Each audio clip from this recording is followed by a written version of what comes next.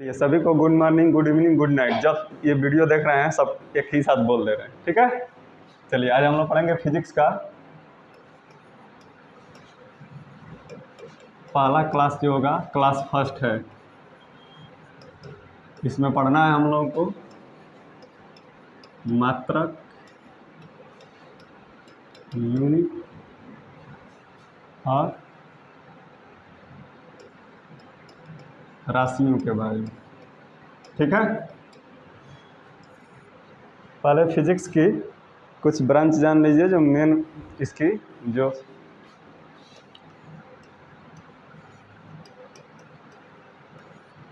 Physics को मुख्य रूप से दो शाखा में अध्ययन किया जाता है, ठीक है।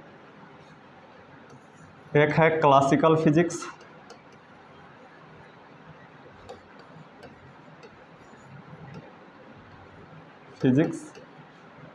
और एक है क्वांटम फिजिक्स, क्वांटम फिजिक्स।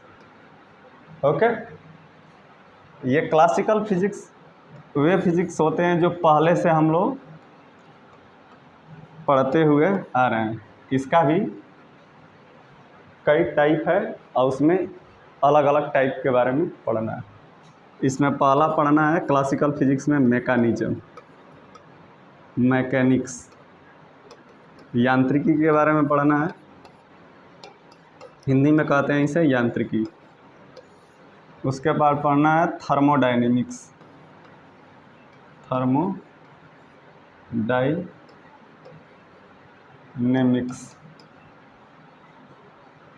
उसके बाद तीसरा पढ़ना है इलेक्ट्रोमैग्नेटिक्स,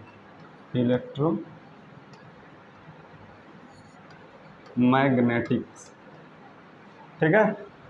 और चौथा पढ़ना है ऑप्टिक्स। क्लासिकल फिजिक्स उस फिजिक्स को कहा जाता है कि जो पहले से पढ़ते आ रहे हैं, मैंने प्राचीन पहले से। ये जो क्वांटम फिजिक्स है, इसे मॉडर्न फिजिक्स भी कहा जा सकता है। आधुनिक जो विज्ञान इस पे काम करता है, मॉडर्न फिजिक्स, ठीक है। मॉडर्न फिजिक्स क्वांटम फिजिक्स पे काम करता है, ठीक है। इस क्वांटम फिजिक्स में भी न्यूक्लियर फिजिक्स के बारे में पढ़ना है, न्यूक्लियर फिजिक्स, ठीक है। और इसी में पढ़ना है सेमीकंडक्टर, ओके। तो इस क्वांटम फिजिक्स की दो शाखाएं हैं, न्यूक्लियर फिजिक्स और सेमीकंडक्टर, ठीक है। यहाँ तक क्लियर। चलिए इसका स्क्रीनशॉट लीजिए, फिर आगे बता रहे हैं। हो गया।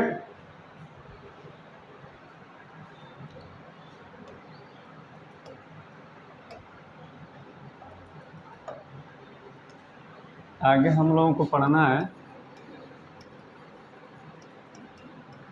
फिजिकल क्वांटिटी के बारे में। क्वांटिटी, इसको बहुवचन में लिख रहे हैं, क्वांटिटीज। इसका हिंदी होता है भौतिक राशियाँ, भौतिक राशियाँ, ठीक है। ये भौतिक राशियाँ भी मुख्य रूप से तीन प्रकार की होती हैं। कितने प्रकार की? तीन प्रकार की। कौन कौन सी देख लीजिए। एकदम क्लियर कट पढ़ते चलेंगे तो समझ में आएगा। फिजिक्स कठिन हो जाता है उन बच्चों को, ठीक, जो शुरू से नहीं पढ़ते, अच्छे से कंसेप्ट नहीं पढ़ते, ठीक है।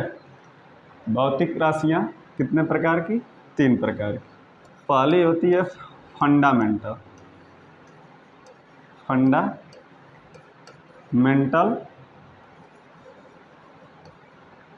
क्वांटिटी। उसके बाद होती है डेराइव्ड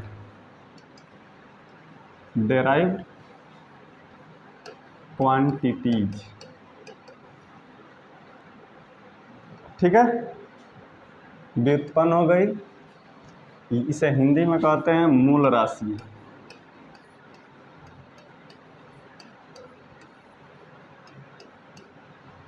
इसे कहते हैं व्युत्पन्न राशि, व्युत्पन्न राशि। ठीक है। और एक होता है सप्लीमेंट्री, सप्लीमेंट्री।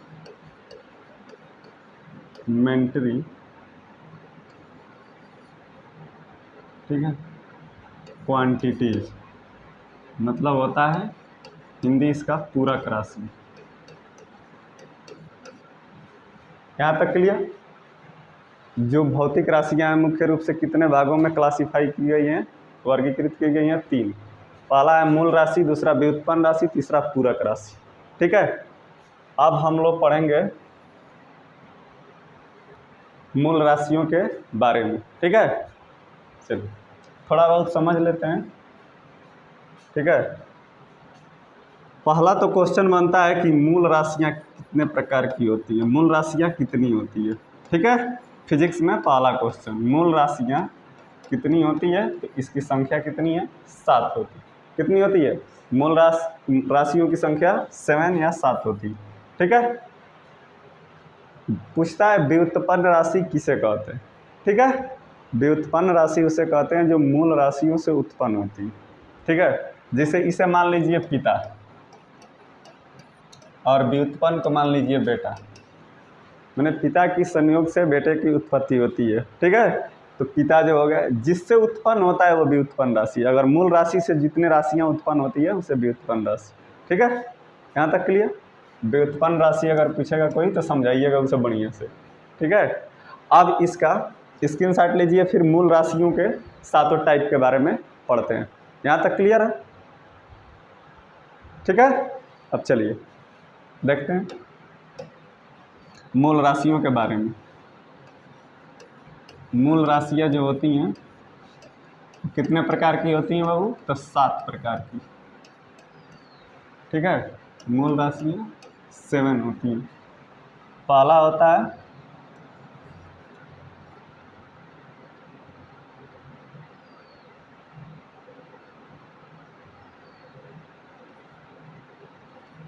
द्रव्यमान, मान लीजिए। ठीक है। दूसरा होता है लंबाई। ठीक है। तीसरा होता है समय। ठीक है। द्रव्यमान, लंबाई, समय। चौथा होता है ताप। पांचवा होता है विद्युत धारा। ठीक है। छठवा होता है ज्योति तीव्रता, ज्योति तीव्रता। और सातवां होता है पदार्थ की मात्रा। क्या होता है? पदार्थ की मात्रा। ठीक है। अब इसका जो मात्रक होता है, क्वेश्चन बनता है। ठीक है। हर साल पेपर में क्वेश्चन बनता है। ठीक है। तो ये तो हो गया राशि, और इधर लिख दे रहे हैं हम मात्रक। ठीक है। या इसे इकाई भी कहते हैं, इंग्लिश में क्या कहते हैं? यूनिट्स। ठीक है। अगर पूछेगा द्रव्यमान का मात्रक क्या होता है, ठीक है, तो किलोग्राम। सभी बच्चों को याद हो जाना चाहिए, किलोग्राम। इंग्लिश में कहते हैं, इसका संकेत होता है केजी। क्या होता है? केजी। यहाँ तक क्लियर। लंबाई का मात्रक होता है मीटर। क्या होता है?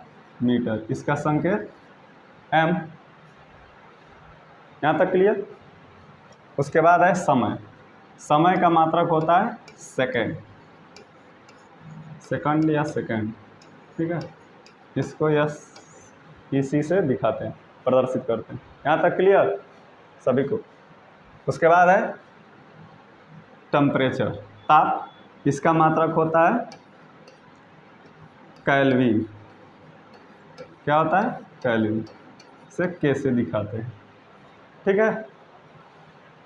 उसके बाद होती है विद्युत धारा, इलेक्ट्रिक करंट, इसका मात्रक होता है एम्पियर। क्या होता है? एम्पियर। इसको ए से प्रदर्शित करते हैं, इसका संकेत ए होता है। ज्योति तीव्रता का मात्रक होता है कैंडेला, कैंडेला,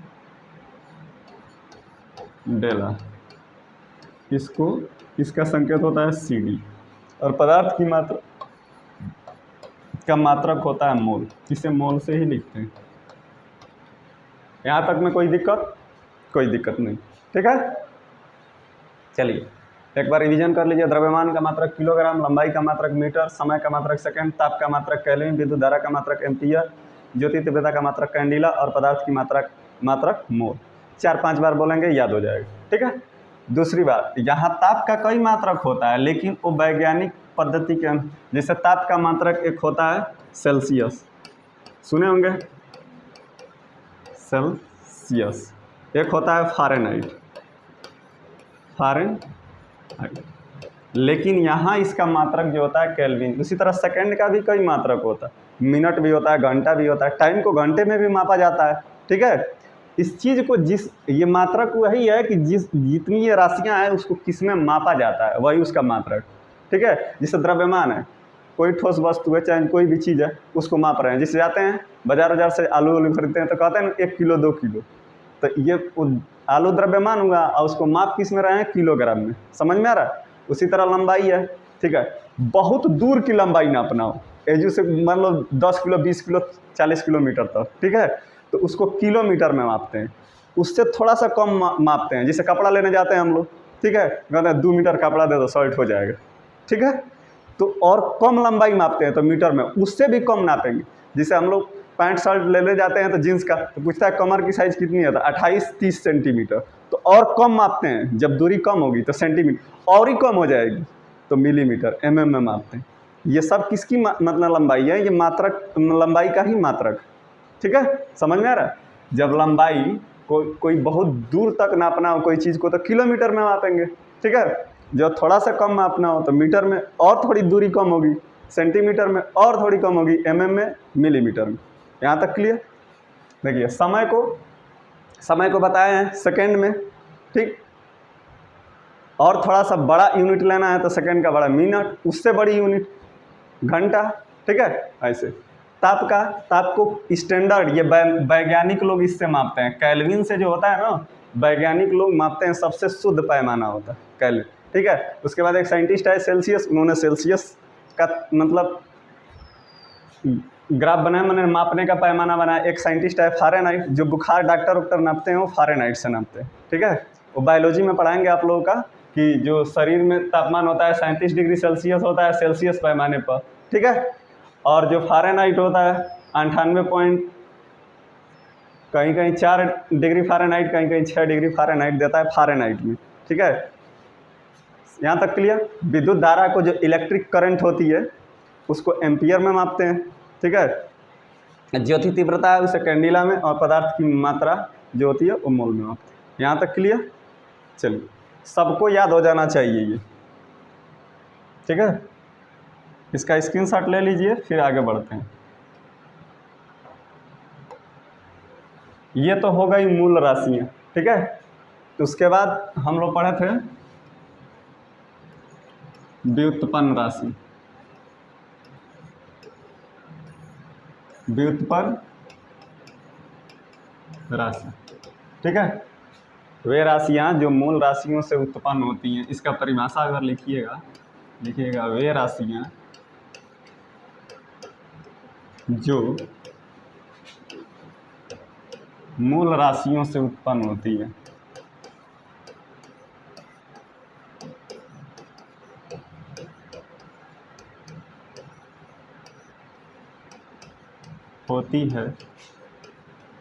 उसे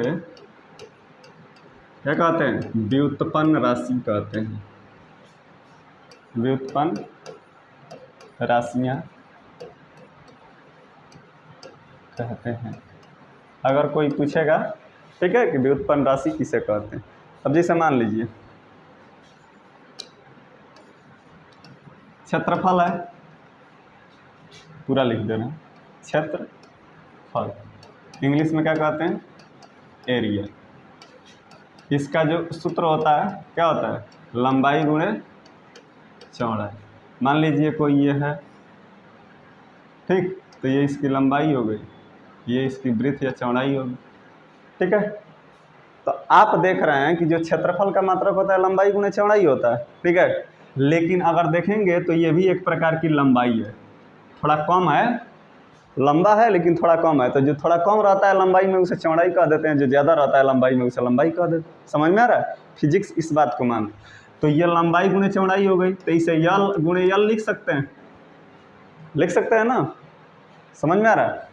अब देखिए, तो लंबाई का मात्रक आप लोग पढ़े हैं मीटर, पढ़े हैं ना अभी, तो ये भी हो गया मीटर। तो क्षेत्रफल जो निकला, क्षेत्रफल का मात्रा को क्या हो गया, मीटर गुणे मीटर अर्थात मीटर स्क्वायर। समझ में, ये क्या हो गई, व्युत्पन्न राशि, ठीक है। इसी तरह बहुत सारी राशियां हैं जिससे उसका माने मूल मात्रक से ही बना, ठीक है। जैसे आप देखिए, ये क्षेत्रफल हो गया, इसी का एक भाई है जिसका नाम है आयतन। क्या नाम है, आयतन। आयतन का सूत्र क्या होता है, इंग्लिश में इसे कहते हैं वॉल्यूम। इसका सूत्र होता है लंबाई गुणे चौड़ाई गुणे ऊंचाई, पढ़े होंगे ना, ठीक है। समझ में आ रहा है, लंबाई गुणे चौड़ाई गुणे, सॉरी यहाँ लिखना चाहिए था ऊंचाई, ठीक है। लंबाई गुणे चौड़ाई गुणे ऊंचाई, ठीक है, यहाँ तक क्लियर। तो आयतन का जो सूत्र होता है लंबाई गुणे चौड़ाई गुणे ऊंचाई। तो आप देख रहे हैं, मान लीजिए कोई ग्लास है ऐसे,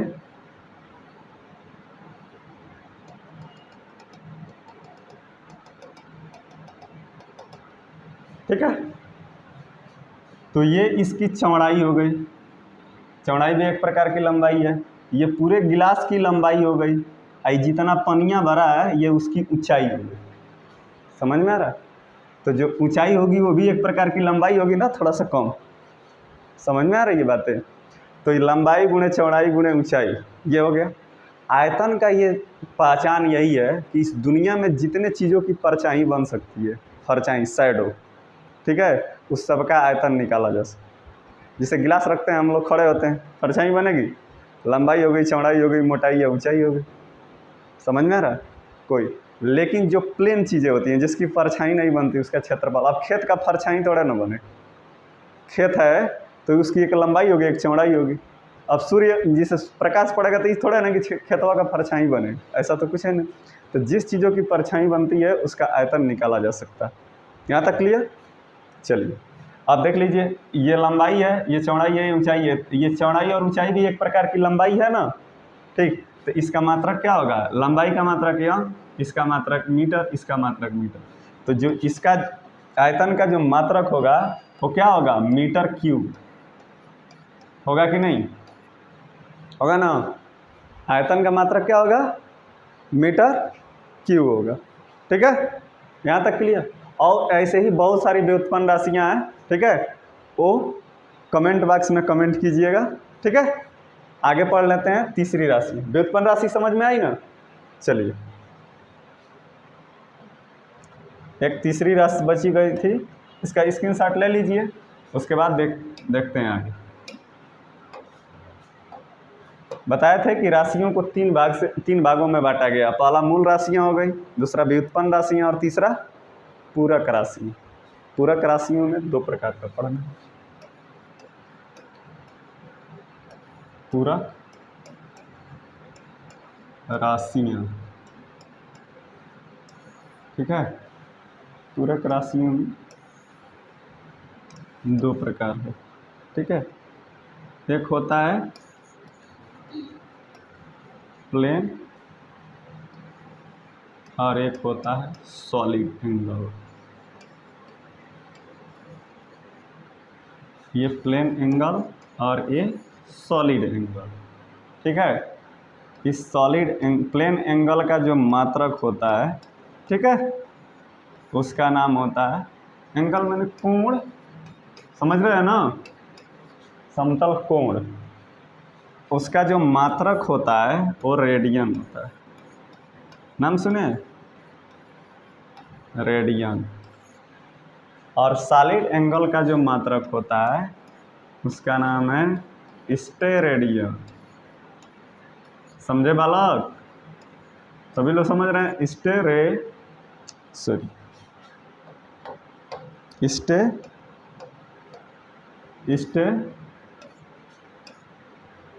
रेडियन, रेडियन। यहाँ तक क्लियर? जो पूरक राशियाँ हैं सप्लीमेंट्री क्वांटिटी, वो दो प्रकार से, ठीक है। इसका बहुत ही कम उपयोग होता है, पूरा फिजिक्स पढ़ लेंगे, बहुत ज़्यादा इसका जिक्र नहीं किया है। बस कभी कभी मात्रक पूछ देता है कि रेडियन किसका मात्रक या स्टेरेडियन, याद कैसे रखेंगे? इसमें भी आ रहा है स्टे रेडियन, मान लीजिए इसलिए ये हो गया रेडियन, ठीक है। अब यस से याद रखिएगा, ये सॉलिड है तो इसमें भी यस, इसमें भी यस। क्लियर? सॉलिड एंगल का जो मात्रक होता है वो स्टेरेडियन होता है, समझ में आ रहा है? और जो प्लेन एंगल का मात्रक होता है वो रेडियन, ठीक है। यहाँ तक तीनों चीज़ें समझ में आई, ठीक है। अब देखिए,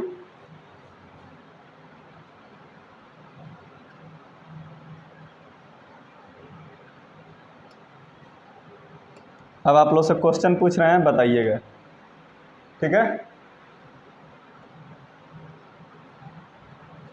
चलिए अभी एक दो थोड़ा सूत्र पढ़ लें।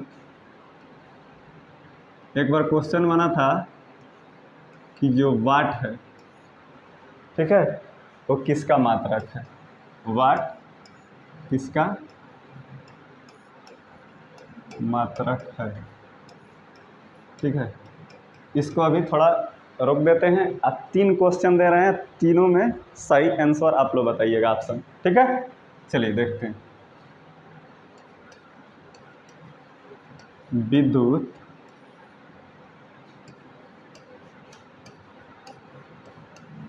आवेश का मात्रक, ठीक है। जल्दी जल्दी कमेंट बॉक्स में कमेंट कीजिए, विद्युत आवेश का मात्रक क्या होता है। क्वेश्चन जो बना है पूछ रहे हैं विद्युत, इसमें बहुत सारे लड़के कंफ्यूज होते हैं, विद्युत धारा का मात्रक क्या होता है, ठीक है। यहाँ तक क्लियर? एक पूछा था विद्युत शक्ति का मात्रक क्या होता है, ठीक है। देखिए पहले क्वेश्चन पढ़ लेना चाहिए। लड़के के लिए विद्युत समझते हैं, विद्युत धारा मार एम्पियर धड़ाक दे, ठीक। विद्युत धारा का मात्रक एम्पियर, गुरुजी हमें बताए हैं, मार एम्पियर, ठीक है। तो उसमें दिया रहेगा विद्युत आवेश, इलेक्ट्रिक चार्ज। चार्ज समझते हैं? चार्ज दो प्रकार के, प्लस और माइनस। आवेश की खोज, मैंने आवेश तो सबसे ज़्यादा रिसर्च किए थे एक साइंटिस्ट हुए जिनका नाम था कूलाम। क्या नाम था? कूलाम। तो विद्युत आवेश का जो मात्रक होता है वो कूलाम होता है। क्या होता है? कूलाम। समझ में आ रही है बातें? आज जो विद्युत शक्ति है, इलेक्ट्रिक पावर, ठीक है, तो पावर का मात्रक क्या होता है? वाट, ठीक हो गया। पावर का जो मात्रक होता है वो क्या होता है? वाट होता है, ठीक है। समझ में आ रही बात? देखिए मूवी में सुनते होंगे कि वह उसकी वाट लगा दिया, ठीक है। पावर रहा होगा, मार उनके सब जने गिरा दिया होगा। समझ में आ रहा है? तो पावर मैंने शक्ति रहा होगा तभी तो मार के गिराया होगा ना, ठीक है। इससे याद रखिएगा पावर का मात्रक जो होता है वाट, ठीक है। एक क्वेश्चन बना था, 1 हार्स पावर में कितना वाट होता है, ठीक है। 1 हार्स पावर में कितना वाट होता है, 746 वाट, ठीक है। हार्स पावर समझते हैं, जिसे कहते हैं HP। H से हो गया हार्स, अब P से हो गया पावर। हिंदी में कहते हैं अश्व शक्ति। अश्व माने घोड़ा, ये संस्कृत वर्ड है। अश्व पावर माने शक्ति, ठीक है। 1 HP इजकल टू 746 W वाट, ये याद रखिएगा, ठीक है। ये क्लास 9, 10th, 11th, 12th आप पूरे कंपटीशन की तैयारी करने वाले स्टूडेंट से क्वेश्चन बना के पूछा जाता है, ठीक है। अश्वशक्ति, जो भी ज़्यादा पावर वाली इंजन होते हैं, मशीनें होती हैं, उसे हार्स पावर में ही मापा। जैसे ट्रैक्टर जो खरीदते हैं ना, उस पर लिखा रहता है, आगे जो स्टिकर उसका रहता है ना, उस पर लिखा रहता है, ठीक है। 343 HP हार्स पावर का जो इंजन है, उसके पावर को मापा जाता है, ठीक है। इसका ट्रैक्टर महिंद्रा जो भी है, ठीक है, समझ में आया। चलिए, आज के लिए इतना ही। ये सेशन पसंद आया है तो सभी लोग अपने दोस्तों में शेयर करें, ठीक है।